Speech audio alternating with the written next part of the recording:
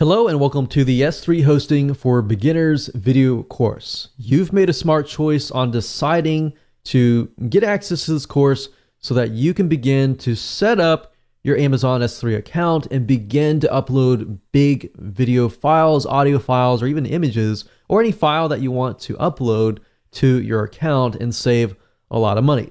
So my goal and the purpose of this video course is to get you to that point. So I'm going to keep this simple, straightforward, and to the point.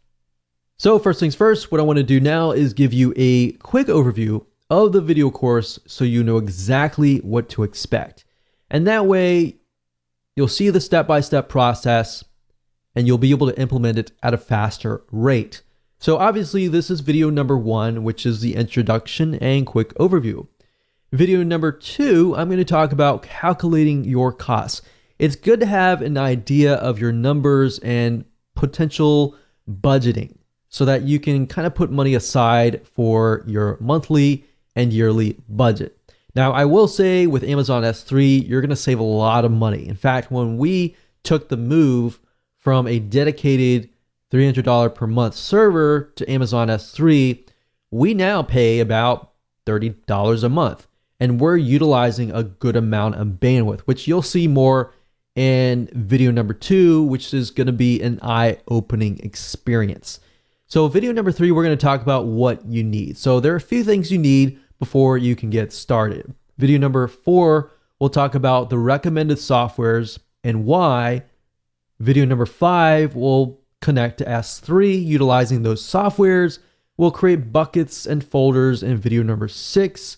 Video number 7 is going to be about protecting your Amazon bucket by preventing unauthorized access. So a lot of people are unaware of this, but they create an Amazon bucket. They set everything up on their download page and people begin to download the files. That's great and all, but a lot of people forget to protect the bucket. So what ends up happening is people share those links or they put it on their own site, and then guess what? They're utilizing bandwidth that you have to pay for.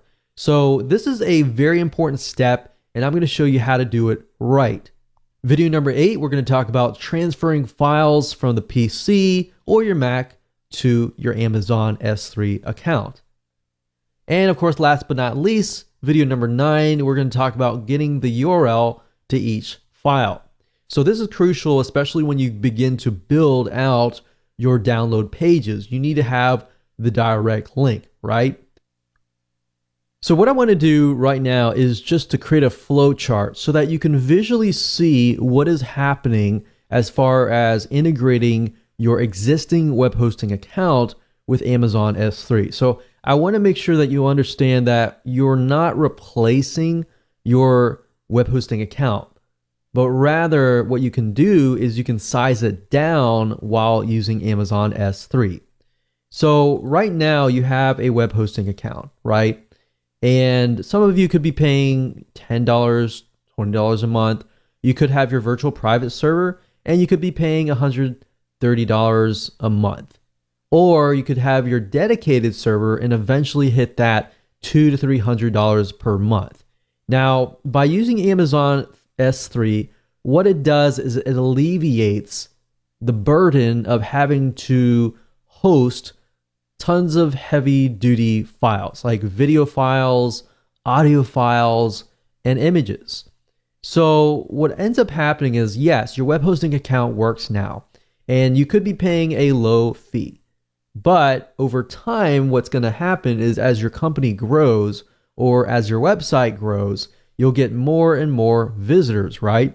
So the more visitors you get, the heavier of the burden it has on that particular web hosting account or server. And then what will happen is the web hosting company just asks you to, they'll say something like, well, you're maxing out your account, so you're going to need to upgrade to the next level. And ultimately you're going to find yourself paying for a dedicated server. Now, what Amazon S3 allows you to do is allows you to grow on a long-term basis without having that burden. So you can essentially get a cheap virtual private server for $25 and host your domain here. And then place all the images, videos, audio files, just big files that people are going to download or utilize your bandwidth. And you can place them on the Amazon S3 account. So what that does is it alleviates you from having to actually step up to the next level, and so forth. So actually what happened was we had a dedicated server, and we actually moved down to a cheap $50 per month virtual private server. So now what we do is we use that as a virtual private server, meaning that what other people do does not impact our actual account. So now we have a cheap web hosting account, and we link the images, the videos, the audio, and the big files over here. Because with Amazon, what's nice about this is you could have thousands of people per day accessing the Amazon S3 servers, and it's not going to phase them. It's not going to crash your account or anything. The people that are visiting here, they are going to just go to your basic yourdomain.com. They might be visiting your WordPress site, but all the images are and videos and everything are over here. Now, you could put the images here and just stick the big videos, audios, or big files over here. That's something that we did during product launches, for example, is we found that a spike of traffic can crash your whole server. But by placing, before Amazon S3 was available, we would place the images, videos, and audios and big files on a different server. And that's how we would combat this whole situation. So I just want to make that clear, that you understand that this doesn't necessarily replace this. You still have the web hosting account. You still have WordPress on this account. You can still have images. But the whole goal is to alleviate that burden. All right. So now that you understand how it works, let's move on to the next videos, and I'm going to show you how to actually get this done. So with that said, let's just jump straight in and go into video number 2, and we'll talk about calculating your costs, so you know exactly what to put aside as far as your budget. Hello and welcome back to video number 2, which is calculating your costs for your monthly budget and potentially your yearly budget. Okay, so now what we want to do is you want to head on over to calculator.s3.amazon.aws.com/index.html. So once you enter that, you will be sent to this page, and we can begin to budget your monthly and yearly costs. Now, in order to do this, we want to go to the left-hand side and click on Amazon S3. Now, it's going to ask you to choose your region. What the region is basically you're going to have the option when you create your buckets to specify a region. Now, I would advise you to pick a region where most of your audience is going to be. So if I feel like, okay, most of my customers or prospects are going to be in the United States, I might want to choose something in the United States here. So I'm just going to choose this one here. Now, standard storage is merely the amount of storage that you expect to use in a month. So in other words, how much are you going to upload? Now, realistically, most of you are probably going to upload max a couple gigs. Now, for those of you who are heavy users, you might say a max of 100 gigabytes. Now, imagine this. Your web hosting company, most of them, in order to upload like 100 gigs, you're at least paying $50 to $100 per month. Now, look at this. If I scroll up here, you can see it automatically shows you your estimated monthly bill. You only have to pay $2. So imagine the possibilities. Now let's talk about bandwidth, which is basically if you upload 100 gigabytes of video files, audio files, really large files, and people are actually watching these videos, listening to these audio files. Basically, if you have a file or a video file that's, let's say, for example, 20 megabytes. If it's 20 megabytes, then you send, let's say, 100 visitors who those 100 people watch that one video, then it's 100 times 20, which is 2,000, which is 2,000 megabytes, which is basically 2 gigs. So in this case, I just want to show you this. We have data transfer out, data transfer in. So these two are the ones that you will primarily be looking at. So let's try to max it out. Let's say, for example, that we have 500 gigs per month data transfer out and 500 gigs in. How much is that going to cost me? $55 per month, which is not a lot of money compared to web hosting companies that usually promise you unlimited plans, and realistically, there is no unlimited plan. So let's max it out and let's just say 500 gigs out and 500 gigs in. Now, I will be honest, most of you will never really reach even 300 gigs in and out.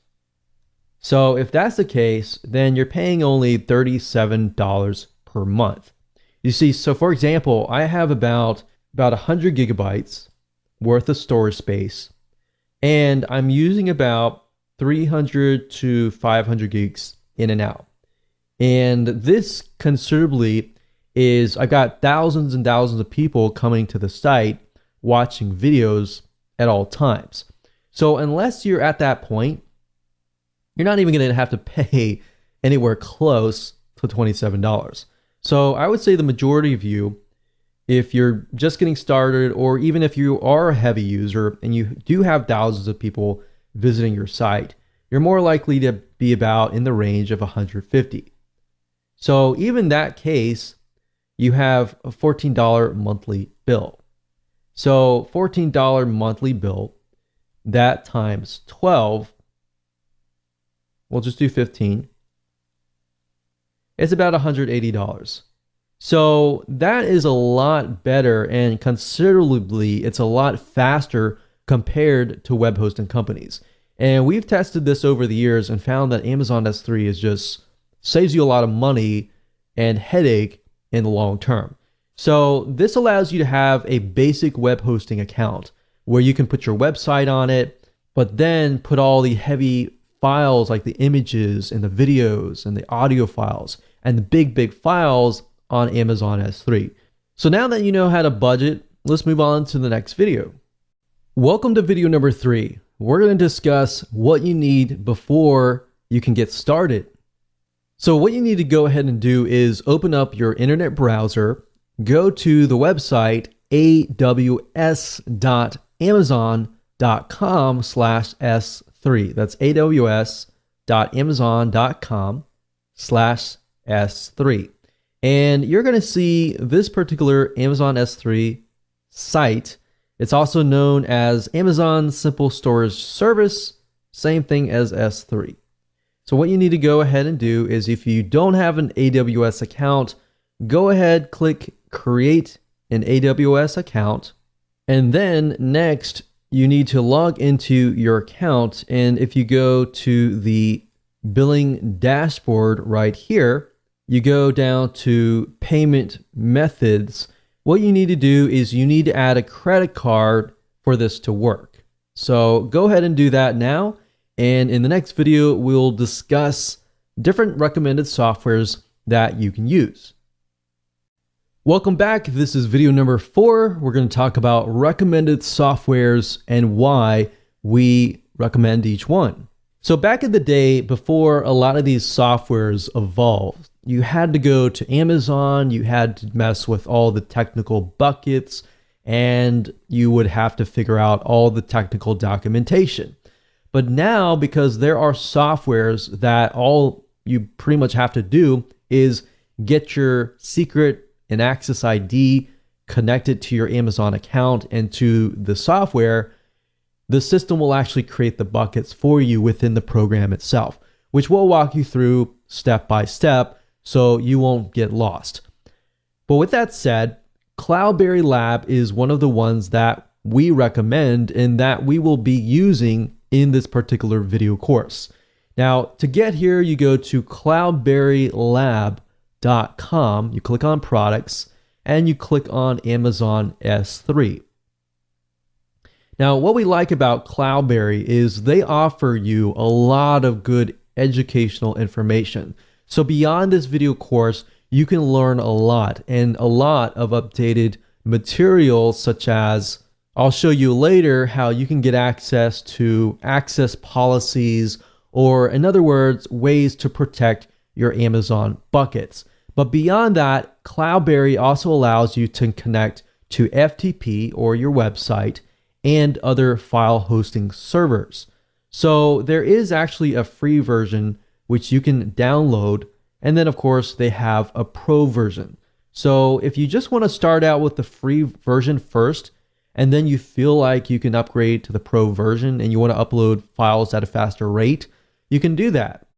The second software is S3, and same goes for that. It's only compatible with Windows clients. Now, the S3 browser, it also has a free version, which you can download. A lot of them are very, very similar, but produce the same results. Now, if you use a Mac computer, so another software that we recommend is cyberduck.io. That's cyberduck.io. And when you go to the site, as you can see, this is compatible with FTP, S3. As you can see, it is compatible with both Windows and Mac. So I just wanted to show you this if you are a Mac user. Now, another option that you can take is by using the S3 Fox, which is a plugin for Firefox. So to get here, basically search for S3 Fox Firefox plugin, and you'll go here. Now, while this does allow you to connect and upload files for free, the problem with this is it doesn't have as many features as S3 Browser, Cloudberry, or the other programs have. So just keep that in mind when you are going through and deciding on which software is best for you. Hello and welcome to video number 5. We're going to discuss how to connect your software to your S3 account so you can begin to upload files. Okay, so the step number 1 consists of you opening up your Cloudberry S3 or S3 browser, or even the CyberDuck if you're using a Mac computer. Most of them are very, very similar.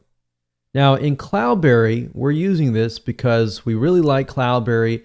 We've used other softwares before and we just like Cloudberry. So really it comes down to your preference. Now they're all the same. Now with Cloudberry, what you can do is on the left-hand side, you're going to see source. So under source, it says my computer. So we click this drop-down menu and we click on new storage account. Now with Cloudberry, it gives you a ton of different options. Now you don't really need most of these options, but it gives you the option to connect to your website FTP. And what you can do is you can actually transfer files from your FTP or your website to Amazon S3. So that's a nice thing. If you want to transfer files from here to here or from your computer to Amazon S3, you have the option to do that. So what we need to do is we need to create an Amazon S3 storage account. So we click this, double click it. Now it's going to ask you for the display name, which is basically, it tells you what the account is, and that's just for you. Next, it's going to ask you to enter your access and secret keys. And these are two items that you can only get from your Amazon account. Now, the same with S3 Fox or S3 Browser or CyberDuck. They're all going to ask you for the access key and secret key. What's nice about this is once you get the key, it'll connect to the system and you don't need to worry about creating buckets within the Amazon S3 dashboard, which is something that you used to do. So you can do everything within the program itself. So now what I want to do is step 2 is to show you where to get these access and secret keys. Now, assuming that you have created the Amazon AWS account, what you need to do next is, after you have added your credit card, is up at the top, click on your account name and click on My Security Credentials. So at this point, it's going to forward you to this particular page. It's going to say you're accessing the security credentials for your AWS account. So click continue. And then next, we need to go under this item here, access keys. And then of course, you're going to see create access key. Now keep in mind that you can only have 2 active access key IDs. You cannot have more. So if you need to make more inactive, you just click on make inactive. Once you click on create new access key, it'll create a brand new access key and it'll create those 2 keys that you need. So once you have those 2 keys, all you have to do is enter the access key in here, secret key in here, and that's it. And then you're good to go. Once you're done with that, you click on OK, and then you will have an account created within here. So now all you need to do is simply select that particular account, and that's all you have to do right now. Hello and welcome to video number 6, buckets and folders. Now that you have connected to your S3 account, what we need to do now is create buckets, and within that bucket, we need to create folders so then you can actually upload files to those folders. So starting where we left off in the previous video, then you should see a list of buckets underneath. Or if you've created a brand new account, then of course you will not have any buckets. To create a buckets, it's very, very easy. And think of buckets kind of like either they are separate companies, separate departments. They're not necessarily folders because you have folders within that particular bucket. So what I like to do is I like to create a bucket for each new domain name. So that way I can segment them, I can separate things, and I know, okay, this file is connected to this website. Now you can separate it however you wish and create as many buckets as you want, but I just wanted to kind of show you what we do. So assuming you have clicked the source, you've chosen your Amazon S3 main account, you will see the buckets here. Now, as you can see, I have 4 buckets, but within those buckets, I've got a lot of files within there. Now, to create a bucket, it's easy. All you have to do is click on the blue square icon. Then what we do is we create a bucket name. And keep in mind that you want to name it using a naming convention so that you know what that bucket is. Now, the next thing is it's going to ask you for your bucket location, meaning are you going to upload the files to a server within a certain region like Singapore, Sydney, Australia, Tokyo, Seoul, Korea, Europe, or the US? Now, before you decide on choosing what bucket, I know most of people will choose a bucket that is closest to them. Instead, I recommend that you choose a bucket that is closer to the majority of your audience. So yes, if you're in the US and most of your audience is within the US, then choose that bucket. If you find that you're in Sydney, Australia, but most of your audience is within the US, then I recommend choosing that. Now, the next thing, it's going to ask you for storage class, but I would leave it at standard and I'll click OK. So now it's created the bucket. So we can see it is test domain DL. I'm going to double click that. And there we go. Now I can create folders, as you can see here. So I can click new folder.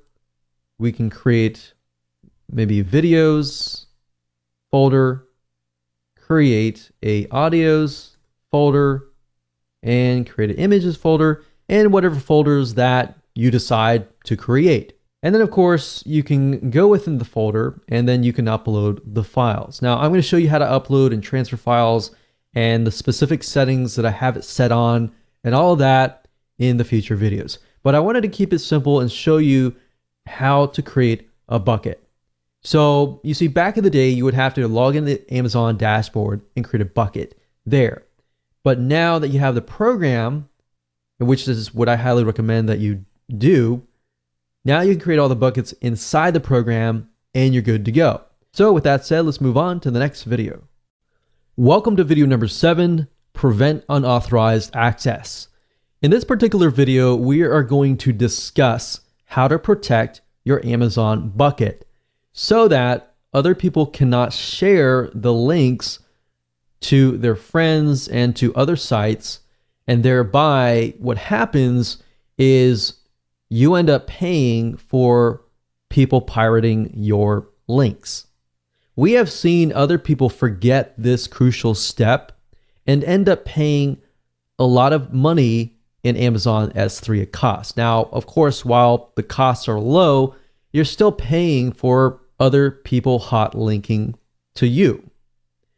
So I'm going to teach you a specific way of developing an Amazon access policy that tells the bucket and says to it, unless somebody comes from a specific site, which is your site, deny them access.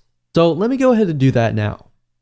So to create a bucket policy, all you have to do is locate your bucket. So in this case, it's going to be test domain DL. I'm going to right click and click on bucket policy.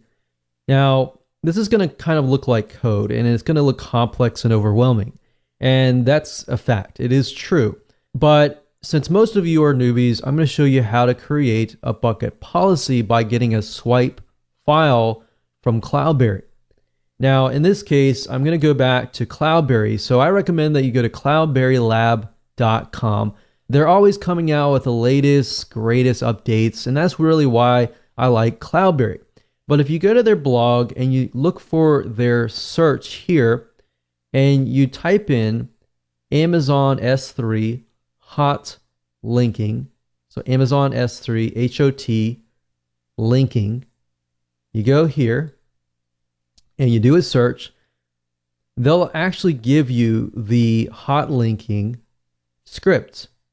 So click here, and I'm going to show you how to customize the script in a minute. So you don't need to know programming or anything like that. You don't have to read any of this. In fact, if you read this, it might be overwhelming. So just follow me along. You're going to scroll down and you're going to find this script right here. So we're going to highlight everything in blue. So from here all the way up here. So we're going to highlight that. You're going to click copy, and then we're going to transfer it over here. Now, before we do that, I want to put this in Microsoft Word, and we're going to make the size bigger, and we're going to customize the script. I'm going to show you how, and then we'll copy that finalized code over to the Cloudberry system. So I'm going to go ahead and copy it here. We're going to make it big enough so that you can see it. Where it says my bucket, you can leave the slash, but you're going to replace my bucket with the bucket name. So in this case, my bucket name is test domain DL. That's all you have to do. And we say allow get request referred by blah. So all this is right here is it's a note to you to tell you that you're going to allow requests referred by a specific domain. So you're going to put that yourdomain.com. And then next, where it says AWS refer, what this means is that in this case, cloudberry.com. So you're telling the system that whatever files I upload into this bucket, only and only if somebody comes from cloudberry.com, or if they click on a downloadable file that is hosted, let's say, for example, on a WordPress site on cloudberrylab.com, then it'll work. So in other words, if somebody tries to steal your download page or your download links, or they try to share it with somebody else, it's not going to work. Or they're going to use a download manager, it's not going to work. So basically, you're going to enter yourdomain.com here. Now, it's going to show you other sites here. But what I recommend that you do is it says HTTPS. So unless you have a secure SSL certificate, you don't need the HTTPS. But if you want to make it so that in the future, if you added in the future, then you could leave it as is. So you could put yourdomain.com, whatever that is, just replace this one here. So this one here is the regular HTTP without the www. So you could put yourdomain.com. So just a different variation of it. And then of course, you don't need this. Now, the comma is only here if you want to add new domains. So in other words, if you wanted to add, let's say, yourdomain.net, and then you want to add an additional one, you got to put a comma in between. Now, you just saw how it tried to underline it, right? So that's why we try to use Notepad. I wanted to use Microsoft Word because I wanted to show you how to do this. And then you put apostrophe and another apostrophe, and then you put whatever you need to put inside. So basically, you're saying anytime this domain, this domain, this domain, or this domain, traffic comes from that, or the download page is located on that, it will work. If it's not, it will not work. So that's basically all it means. So now what you need to do is copy this. I'm not going to save. I'm actually going to copy it into Notepad because I want to remove any type of formatting. And this is where I normally edit as well. I normally do it in here. But once you're done with that, all we have to do is copy this into the policy script. So we can actually delete anything that's in here. And then we're going to paste that in here. We're going to click apply. And of course it says policy contains invalid domain. So I added real live domains and it works. So now I got to click OK and that's it. And like I said, the newbie way, if you ever forget or you don't have access to Cloudberry whenever you're watching this video, simply go to google.com, look for an S3 bucket policy, make sure the word hot linking is in it, and you'll find a lot of ones here. And all you do is customize it and you're good to go. Now that you have protected your Amazon bucket in video number 7, we're going to talk about in video number 8 how to transfer the files from your PC or Mac to your Amazon account. Now, before we transfer files to your Amazon S3 account, I want to show you some settings within the Cloudberry S3 Explorer program that I highly recommend. So if you go up at the top, you click on Tools, you click on Options, and what we want to do is we want to go straight to the bandwidth tab. Now, this is something that we encountered, and this is something that you might want to tweak. And this allows you to control how much of your internet connection is being used to upload your files. Now, if it is set at unlimited, obviously it will try to upload as fast as it can.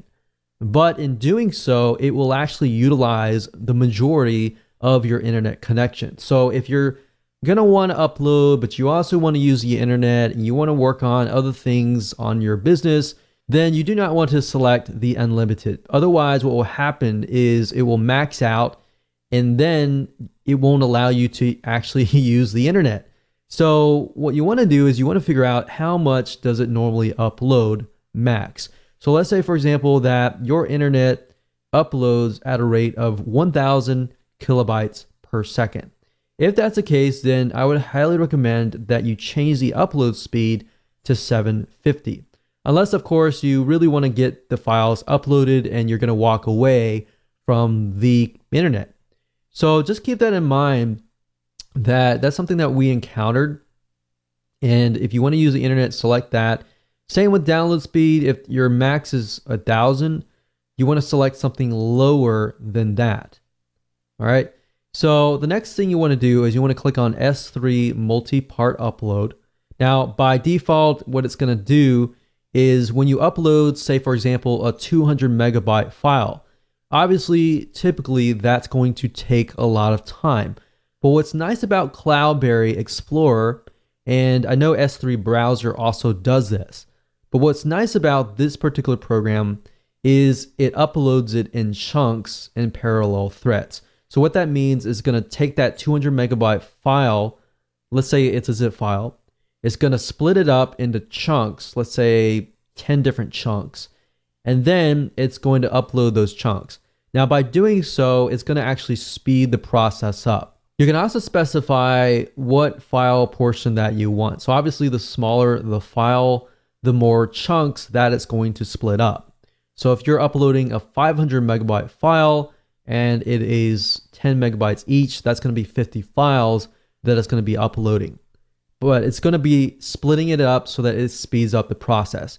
Now, when it actually gets onto the S3 server, it's going to be one file. So you don't have to worry about, is it going to split it up into 50 different files and that's going to create a mess? No, it's actually doing it within the system.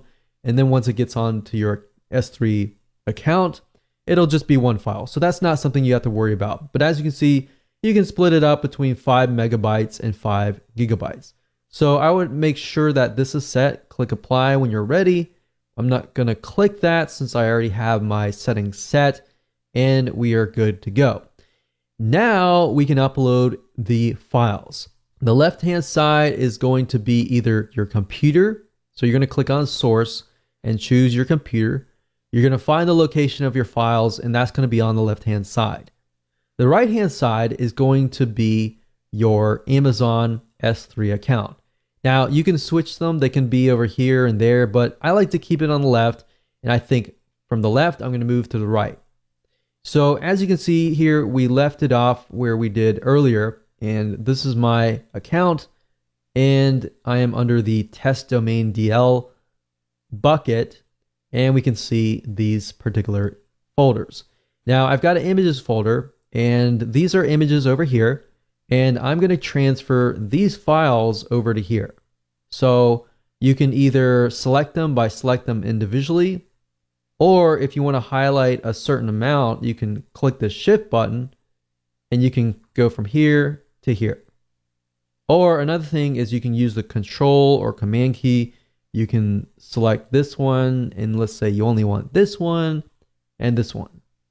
So that's how to select the files. Now, of course, when you want to transfer them, you simply click left on your mouse and you click it.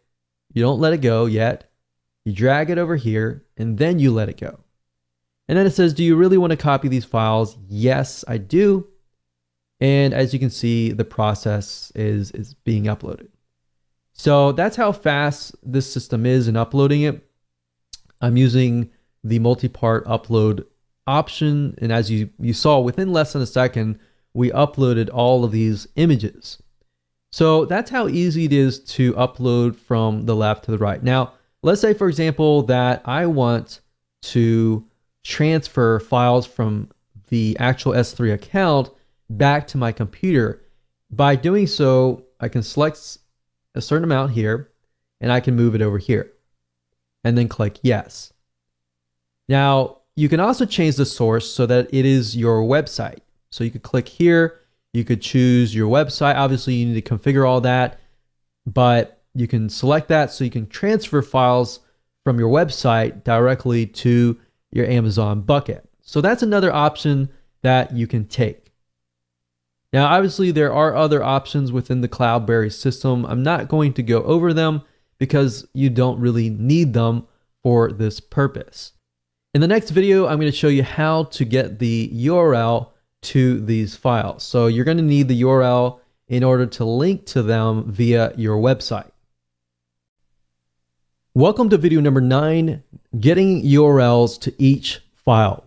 Okay, so in the previous video, we showed you how to transfer files to your Amazon S3 account. Now I want to show you how to get the URL so that you can go into your WordPress site or your HTML site, and you can link the images, or you can link to your zip files or your video files or whatever files that you might have just uploaded.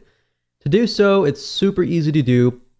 all you have to do is inside of the folder that you just uploaded to in your Amazon S3 account, click on that, or you can click on a bunch at a time. You can do that as well.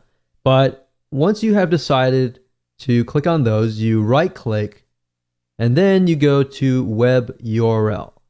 So you click that and it's going to give you a list of all the URLs. Now you can just click copy to clipboard. And if I open it up in a notepad, let's say for example, I can paste them in here. So that's a nice thing about the Cloudberry is it allows you to select all the URLs at one given time.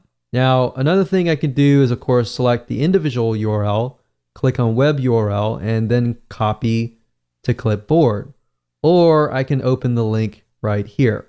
But as you know, with the access policy that we created in the previous videos, this will not work because it'll only work if it detects if it is coming from a specific website. So I'm going to copy this to the clipboard. I'm going to go over here and I can just copy it here. And that's as simple and easy as it gets. You can take this URL, of course, you can go to your WordPress site, you can enter it into as a link. If it's a zip file, you can create a link, you create a download page using an HTML editor or WordPress, and that's how easy it is. So now that you understand how to create a bucket, how to connect everything, how to upload the files, from this point on, you're good to go. So again, congratulations for reaching the end of this video course.